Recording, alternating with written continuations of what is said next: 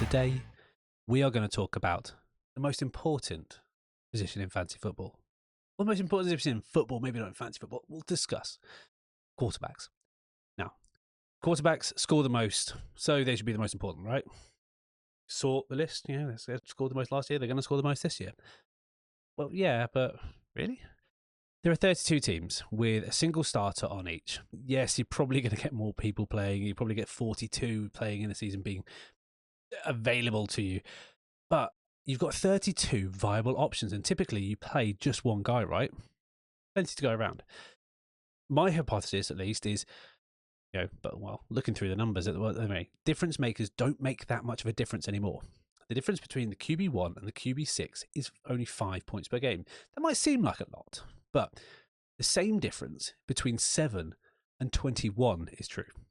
So while there is a definite drop-off from the elites to the next, getting the tier down isn't going to be a killer for you, especially when you can draft someone else.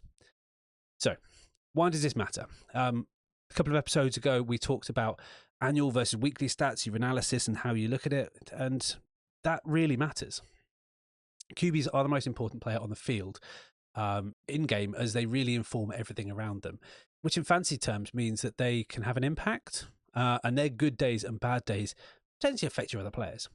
If you take a selection of the best QBs from the last year between 13 and 22, QB 13 and 22, you would have scored 15% more points than having the QB1. So streaming guys who probably were dropped because you're in 12-man league, everyone has one. They're not playing their backups. You can get around those guys. You would have had more than Lamar Jackson, more than more than trying to think of the other, Joe Burrow, more than Josh Allen. That's crazy. And the highest draft position you would have had to give up for any of those players was the 8th round, compared to the 2nd round for that QB1. Think about how much draft capital you have there. What I'm saying is streaming works, which means quarterbacks potentially aren't the most important position if you can pay attention to the trends. QB matters, but just not in the way you think. Week on week, it is the most important position. But if you draft a stud, then you can take the easy way out. And that may be a nicer way to play, because we don't all look at streaming. We don't all predict what people are going to drop. And some leagues, people hoard them. There's a lot of different ways you can be a stud, though, these days. But the age of the pocket passer being the only way to succeed is definitely gone. We've talked about that already in the kind of tropes in the rookies episode.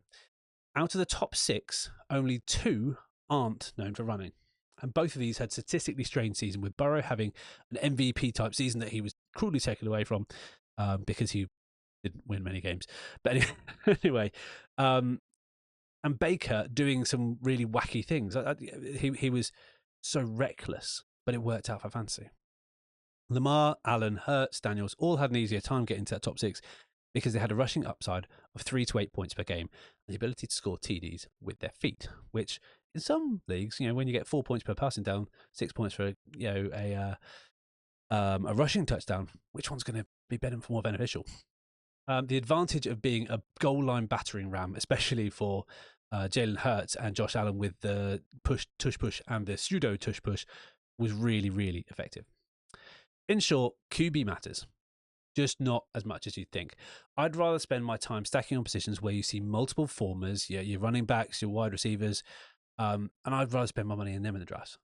The exception to the rule, however, being Superflex, but that's his own thing entirely, which we'll probably cover on another episode. Anyway, thank you so much for listening. Again, that's 3 5-minute episodes in a row. Hopefully you should listen to this at least 5 on your commute, I guess.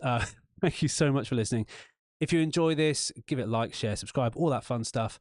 If you want to follow us on socials, at Rugby with Pads, on YouTube as well, if you're listening to this on Spotify or Apple Music. Again, give us a like, subscribe. It costs nothing, helps support us and gets us out into a few more ears and eyes.